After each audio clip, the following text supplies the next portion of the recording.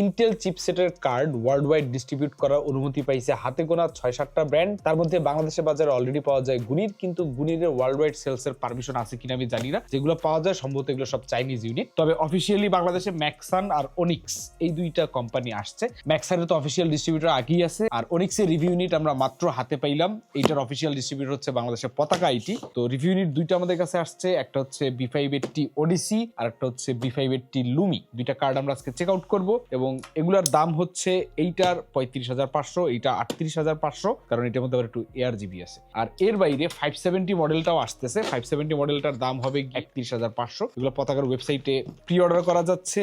এটা হচ্ছে ওডিসি 35,500 টাকার। প্যাকেজিং খুব বেসিক এবং দুইটা কার্ডের সাইজ দেখে মনে হচ্ছে এগুলো ডুয়াল ফ্যানের কার্ড। হোয়াইট আর ব্ল্যাক বাদে কার্ড দুইটা মোটামুটি সেম। কার্ডগুলো হাউজিং কিছুটা ওয়াইড বড় মনে হচ্ছে, তবে হিটসিঙ্কের সাইজ রেগুলার যা হয় তাই। তবে হিটসিঙ্ক একটু বিফি মনে হইতেছে, so cooling potential dual fan তুলনায় খারাপ হওয়ার কথা না। কার্ডগুলো কেমন লাগলো জানাবেন এবং এগুলোর ফুল রিভিউ দেখতে চান কিনা কমেন্ট সেকশনে জানাবেন। তবে টপ কমেন্টারের জন্য কোনো গিভওয়ে থাকতেছে না। আল্লাহ হাফেজ।